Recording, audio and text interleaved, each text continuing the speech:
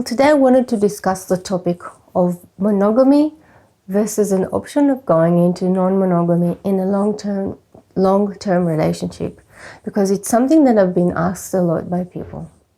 So first of all, let's just say one thing out of the way. If you have any ethical or moral issues with non-monogamy, then this video is probably not for you, because I'm not going to touch on these whatsoever. It is for you if you are considering it as a viable option in order to make your long-term relationship better. So if your long-term relationship is suffering from a diminished libido, you feel like your sex life is not as good as it used to be, and you want to spice things up, and you're considering an option of going non-monogamous.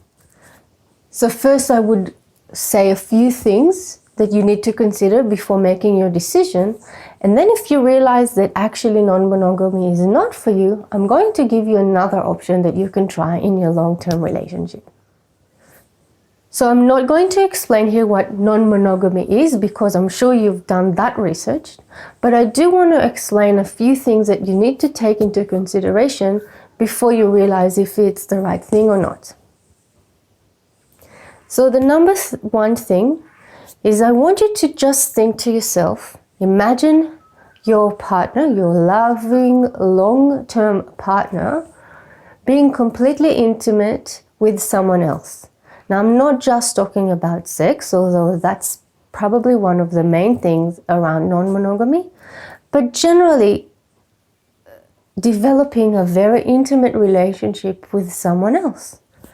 Now, if you have no problem with that whatsoever, or if you think to yourself, I might get jealous, but I'm happy to work with that, then go ahead and consider those other things. However, if you think to yourself that you might be too jealous, or that it would bring up with you things that you're not interested in working on and you don't think you need to because they're not your path right now, then I would tell you, do not consider non-monogamy at this stage of your life. Another thing that I want you to consider is your relationship management. So when you have a relationship with one partner, a sexual, intimate relationship with one partner, there are quite a few difficulties, challenges, issues that come up, and you need to deal with them as a couple. If you have a few relationships, so not just one person, a few people that you develop intimate relationships with, there are more challenges that you need to attend to, more conflicts that need to be resolved. Do you have the time, the energy, the capacity to deal with them all? If the answer is yes, then for sure non-monogamy could be an option for you. Just listen to the next few things.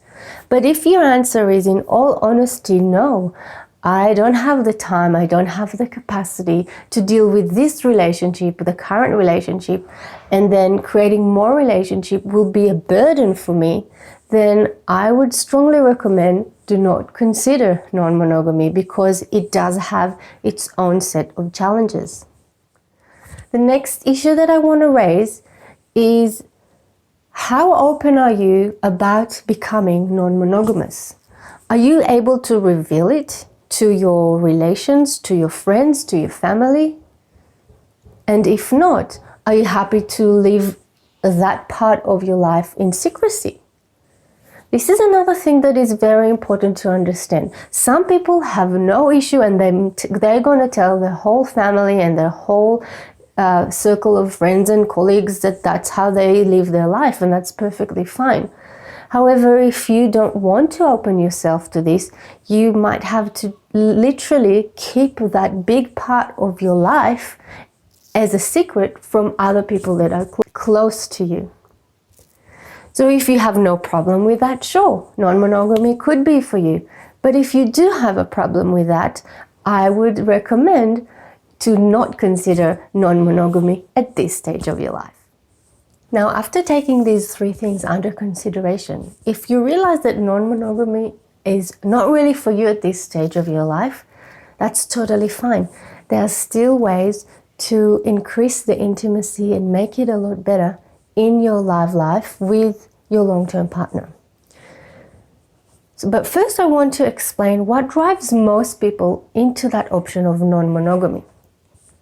So many people in a long-term relationship, they feel like they're becoming really close friends with their partner, but they usually describe it more like housemates or roommates and not necessarily lovers. And they really seek that excitement, that sexual arousal that was usually predominant at the beginning of their relationship. Now, it makes sense that if you can't find this excitement with the current relationship, there is a potential that you could find it in a new relationship without breaking the current relationship and the mutual love and understanding and respect and life that you've built with your current partner. And that is totally fine. However, what I want to suggest is a whole new approach to sex that is very different to what most of us learned to believe that sex is all about. And this is sex that is not based on excitement. This idea of sex, some people call it slow sex, some people refer to it as mindful sex, is sex that is done in a more calm way. It is not so dependent on strong arousal or on strong turn-ons, but it is much more dependent on slowing down, on being very attuned to your senses, all of your senses, and being present with your partner. This type of sex is extremely connecting. It has a potential of being very pleasurable, and it actually creates a stronger bond with your partner through sex and without going and seeking excitement somewhere else. If you want to know more details about this type of sex, I have much more information on my website, makeloverevolution.com. Please go and get yourself a free e-course, how to have the most wholehearted, fulfilling, satisfying sex life.